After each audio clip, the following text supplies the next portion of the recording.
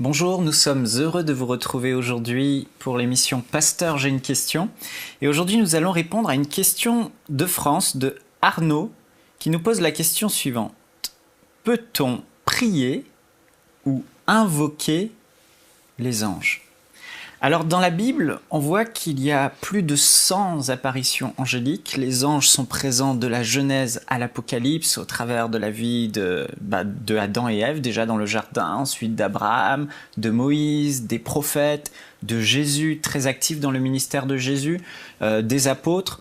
Et même dans l'Apocalypse avec l'apôtre Jean qui a eu cette vision céleste, on voit que les anges sont partout. Et les anges ont une mission particulière. Et aujourd'hui, on est avec le pasteur Joël. Bonjour, pasteur Joël. Bonjour, pasteur Michael. Il va nous aider à répondre à cette question. Il a vécu une expérience très forte il y a quelques années, une expérience de visitation où il a vu des anges dans le monde spirituel. Et il a beaucoup de belles choses à nous dire à ce sujet. Et qu'est-ce que les anges ? Les anges, en fait, ce sont des esprits qui sont au service de Dieu et qui sont envoyés sur la terre, entre autres, pour accomplir la volonté de Dieu sur la terre. Alors on voit que dans la parole de Dieu, il y a des anges qui sont envoyés pour guérir, des anges qui sont envoyés pour transmettre un message, des anges qui sont envoyés pour combattre et aider le peuple de Dieu à gagner et à remporter des victoires. On voit que des anges sont envoyés pour libérer certaines personnes qui sont retenues captives par des hommes, comme l'apôtre Pierre dans la prison, comme Paul et Silas aussi dans la prison. Mais aujourd'hui, il y a une grande mode, pasteur Joël, et cette mode, elle consiste à faire des prières à des anges, à adresser des prières à notre ange gardien. On voit de plus en plus de personnes qui sont en quête de spiritualité et qui se mettent à échanger et à prier et à invoquer des anges comme s'ils prieraient ou ils invoqueraient le nom du Seigneur. Alors, est-ce que c'est biblique de prier ou d'invoquer des anges, pasteur Joël? C'est une bonne question. Et puis, c'est important de savoir si notre foi est basée dans la parole de Dieu. Parce que des gens, justement, ils ont une soif spirituelle, mais peu importe ce que la Bible dit, on va faire à notre tête. Et puis, j'ai rencontré des gens comme ça, justement, qui avaient des problèmes sérieux, on pourra en parler, mais je crois vraiment que c'est une chose dangereuse d'invoquer les anges, parce que c'est contraire à la parole de Dieu. Amen. Comme pasteur Joël le dit, c'est très important dans cette émission, la Bible est notre autorité spirituelle. La Bible n'est pas un simple livre, elle est la parole de Dieu, elle est la vérité, et on doit marcher selon ce que la parole de Dieu nous dit. Oui, c'est ça. Et comme tu disais, pasteur Michael, oui, les anges sont au service des saints. Et puis, on peut lire le texte ensemble dans Hébreux, chapitre 1, verset 13 à 14.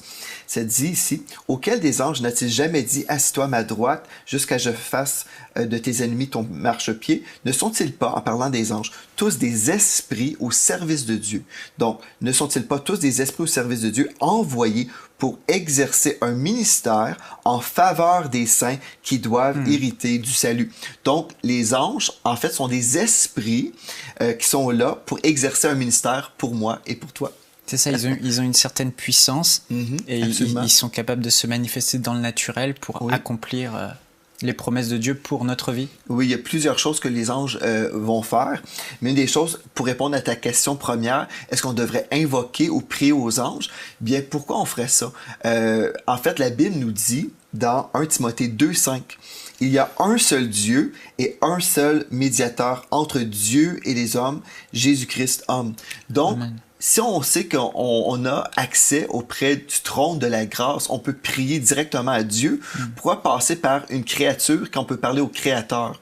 Et puis, la Bible nous dit en fait qu'on devrait simplement s'adresser à Dieu et même, pas simplement cette connaissance-là qu'on voit dans la parole, mais aussi on voit une interdiction d'appeler les esprits. Donc si on définit bien les anges, qui sont des messagers de Dieu, qui sont là pour faire un ministère auprès des saints, on comprend aussi les anges sont des esprits et la Bible interdit cet appel aux esprits ou de consulter les esprits.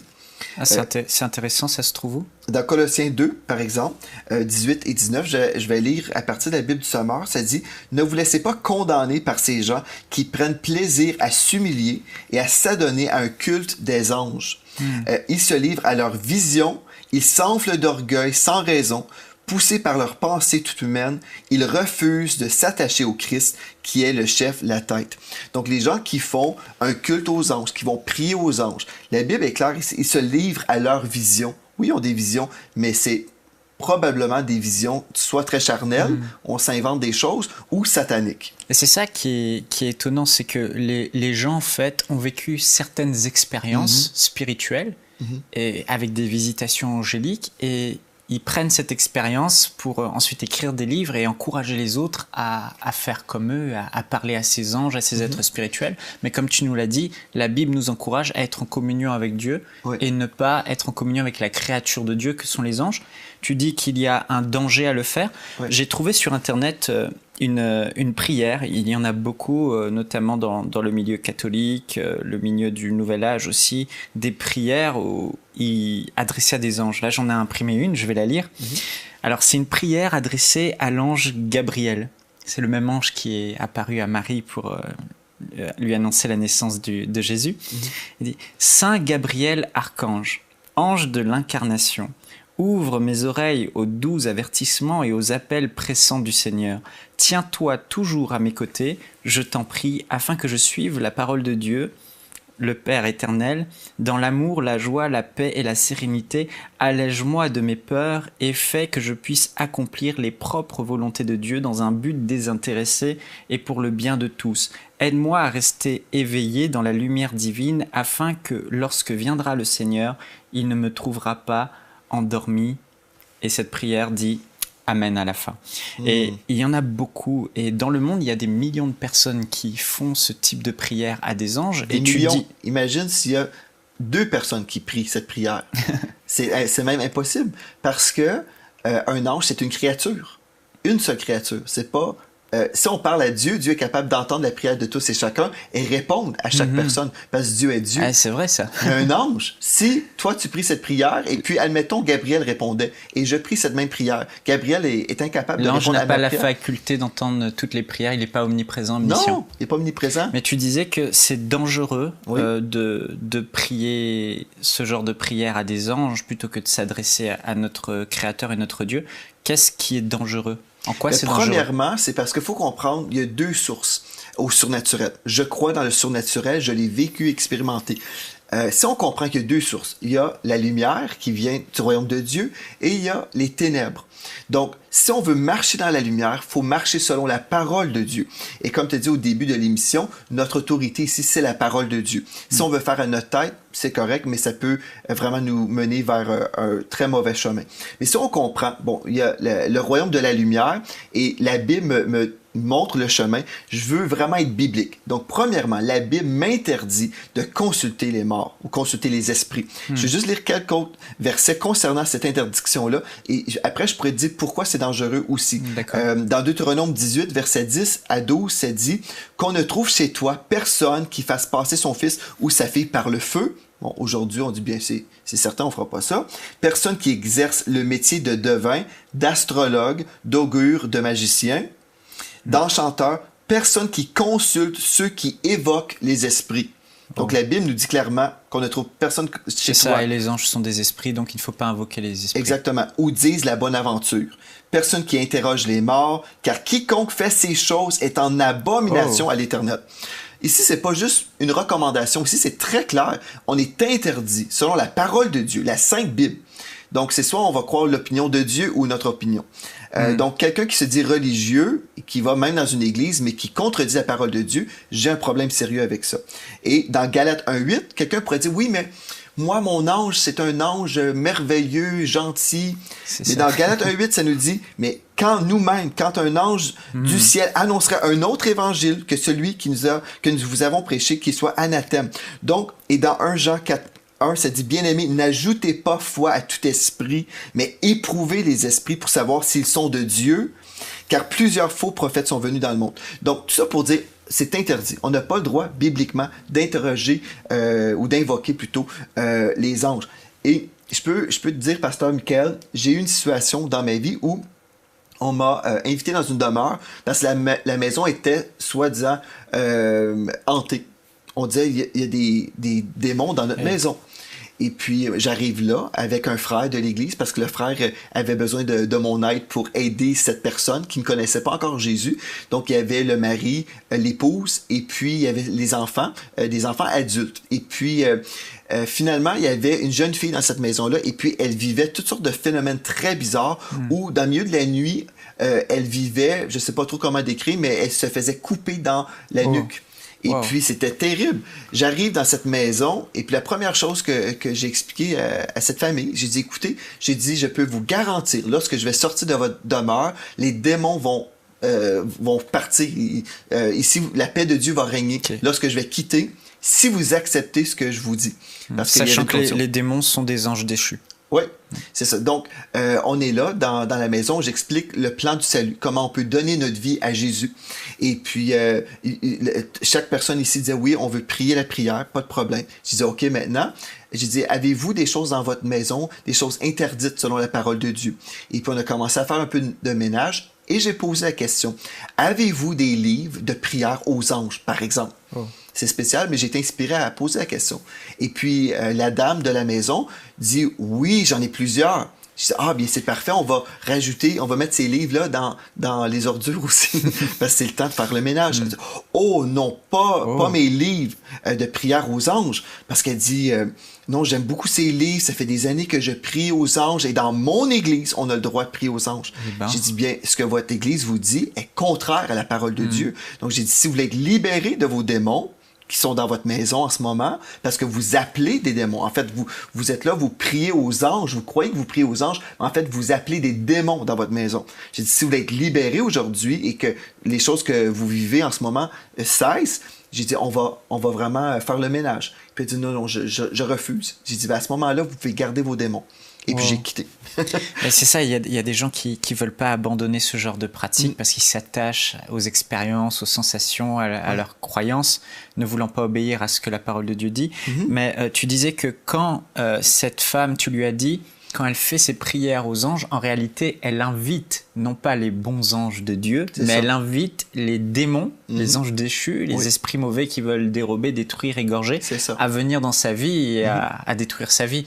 Et quel est ce danger de s'ouvrir à des choses spirituelles mauvaises quand on prie aux anges? Tu sais, dans 2 Corinthiens 11, 14, ça dit « Satan lui-même se déguise en ange de lumière ». Donc, si on va contraire à la parole de Dieu, moi, je sais, Dieu m'aime et Dieu a des bonnes choses en réserve pour moi. Et si j'ai à vivre le surnaturel, gloire à Dieu, je l'ai vécu.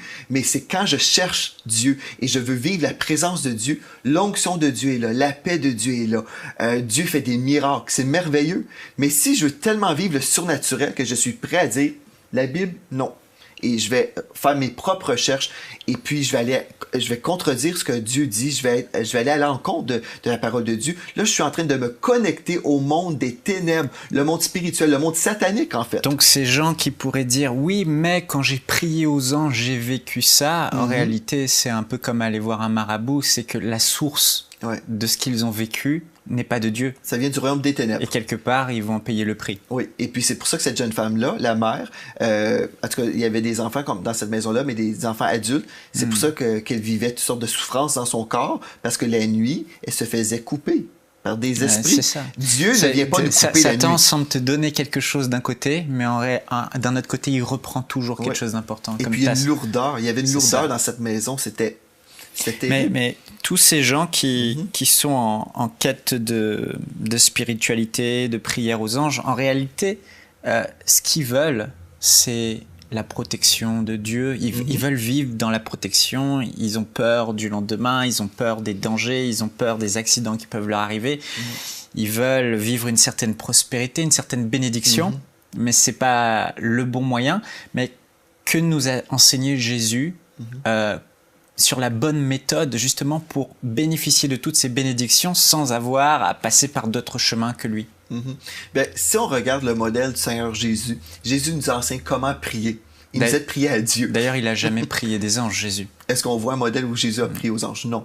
Donc, on va s'adresser à Dieu si on s'adresse à Dieu, Dieu nous donne toutes ces choses que tu viens de mentionner, là. La protection, la prospérité, toutes ces choses-là nous viennent de Dieu. Et Dieu peut envoyer des anges certainement pour travailler dans le monde invisible. Et puis finalement, comme une fois, je me suis fait protéger surnaturellement. Je me souviens, j'étais au Nouveau-Brunswick, ici au Canada. J'étais en voyage avec mon épouse. Et puis, on sortait d'une réunion.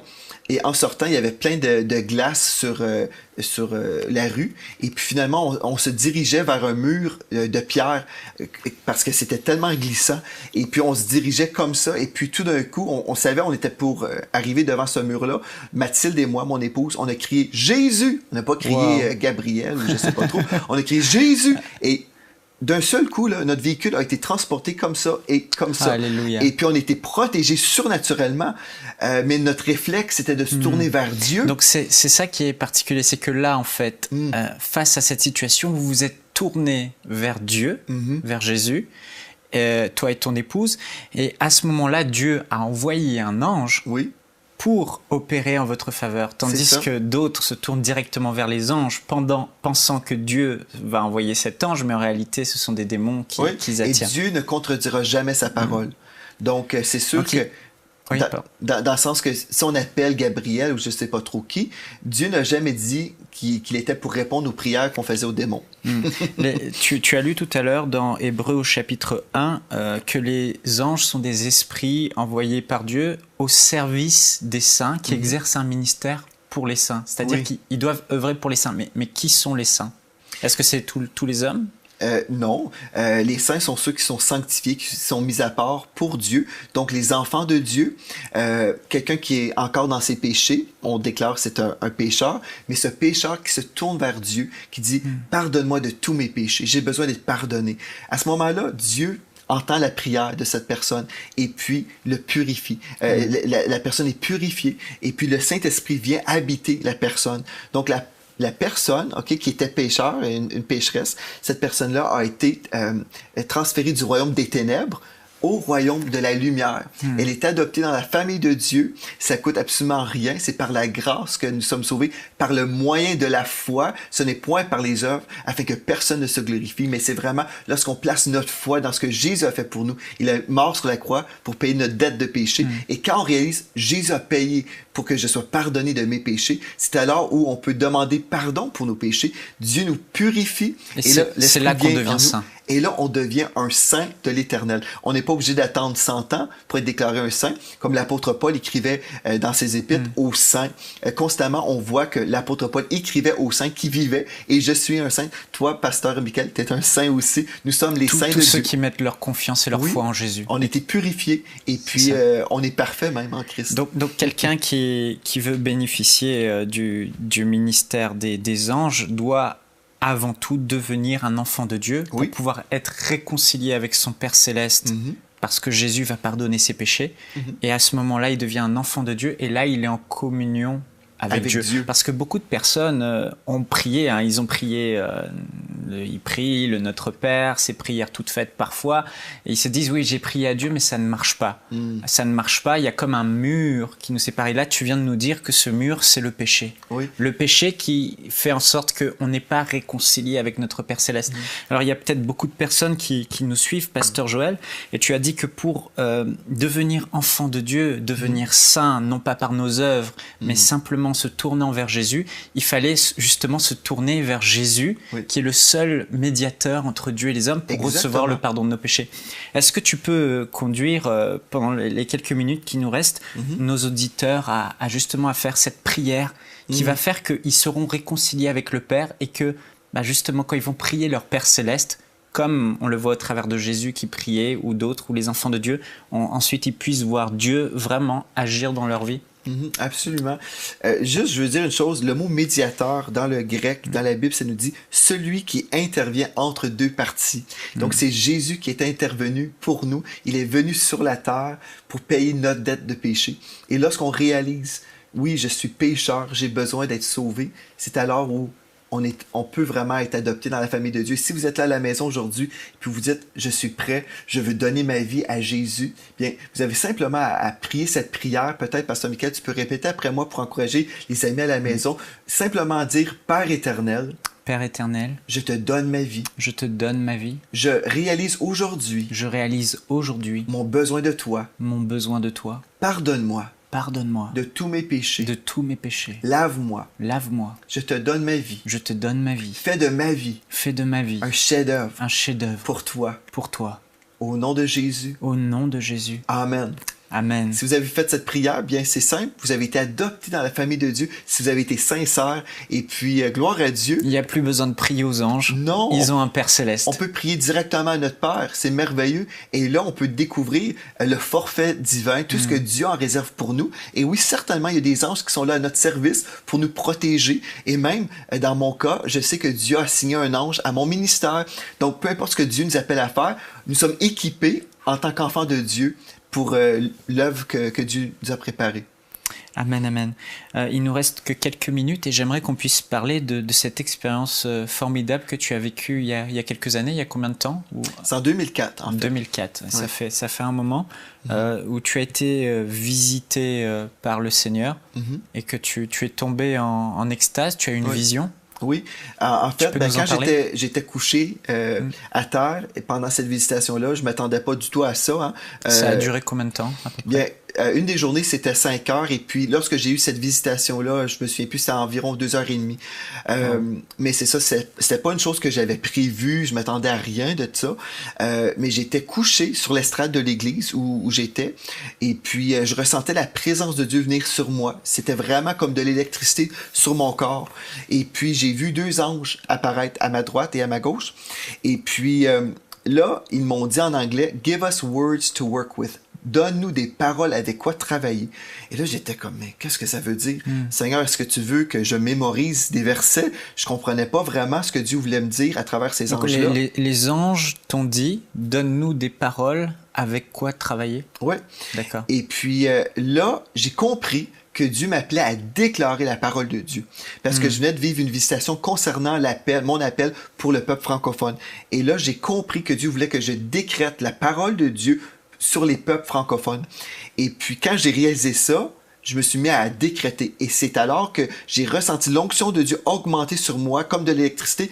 Mais comme je décrétais la parole, là, je ressentais l'onction augmenter et augmenter. Et j'ai compris. C'est comme ça que j'ai vraiment compris la puissance de la confession de la parole de Dieu. Certains vont entendre des prédicateurs enseigner. Et oui, je comprends, c'est bien la prédication. Mais moi, je l'ai reçu comme ça. Et puis, quand on déclare la parole de Dieu, c'est là où les anges sont relâchés pour accomplir la volonté de Dieu. C'est ça, donc les anges agissent sur la parole de Dieu et ils ont besoin que nous, en tant qu'enfants de Dieu, nés de nouveau, on puisse parler la parole de Dieu pour que cette parole de la foi qui sort de nous, qui fait qu'ils vont agir sur cette parole de Dieu. On voit au travers du ministère de Jésus qu'il dit... Dorénavant, vous verrez le ciel ouvert et les anges de Dieu monter et descendre au-dessus du Fils de l'homme. En gros, Jésus disait, là, vous allez voir Dieu se manifester sur la terre au travers des anges et le ciel sera ouvert au-dessus de ma vie. Et on voit effectivement que dans le ministère de Jésus, il y avait tellement de miracles et on voyait les anges agir partout à tout moment. Les anges guérir des paralytiques, les anges accomplir tout un tas de choses. Selon ce que tu as vécu comme expérience, est-ce qu'on peut dire que les anges agissaient dans la vie de Jésus parce qu'ils manifestaient justement ces paroles de foi qui faisaient qu'ils avaient l'opportunité d'intervenir dans le naturel pour accomplir la parole? Oui, certainement. J'ai un texte biblique, en fait, concernant le décret, la puissance du décret. Dans le psaume 103, versets 20 et 21, ça nous dit « Bénissez l'Éternel, vous, ses anges, qui êtes puissants en force et qui exécutez ses ordres, en obéissant à la voix de sa parole. » Et on a cru que c'était simplement Dieu qui parlait, et puis là, les anges écoutent. Oui, certainement, les anges vont écouter la voix de Dieu, mais on peut également avoir la parole de Dieu dans notre bouche. Donc, c'est-à-dire en obéissant à la voix de sa parole. Donc, comme je déclare la parole de Dieu, je décrète, les anges sont à l'écoute et puis ils sont relâchés pour agir en ma faveur. Bénissez l'Éternel, vous toutes ses armées qui êtes ses serviteurs et qui faites sa volonté.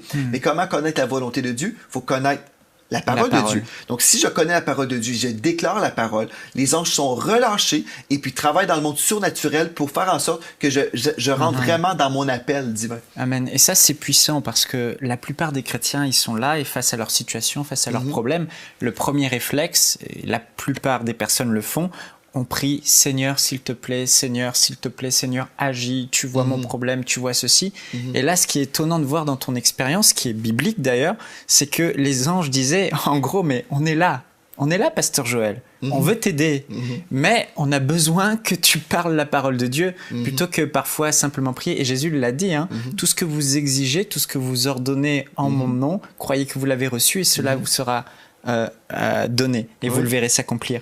Et moi, je crois, Pasteur Joël, que depuis 2000 ans, depuis le sacrifice de Jésus à la croix, la Bible dit que le voile a été déchiré, que le ciel s'est ouvert. Moi, je crois que dans la vie des enfants de Dieu, il y a beaucoup d'anges qui sont là, dans le monde spirituel, en train de regarder.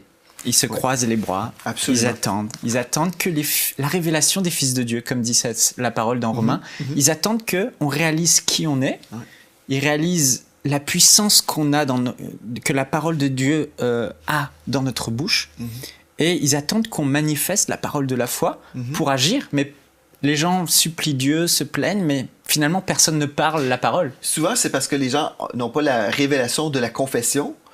Et aussi, on ignore que les anges sont là. On s'imagine que c'était dans la Bible seulement et que les anges sont à la retraite, je ne sais pas, quelque part.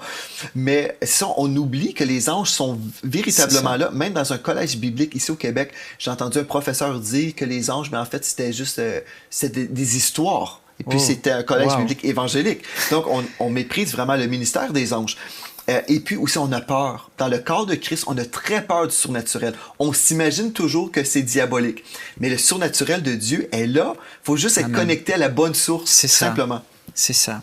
Ouais. Amen. Merci, Pasteur Joël. Alors, merci pour ces réponses excellentes par rapport à la question de Arnaud. Peut-on prier ou invoquer les anges? Donc, Arnaud, je pense que ça a été très clair.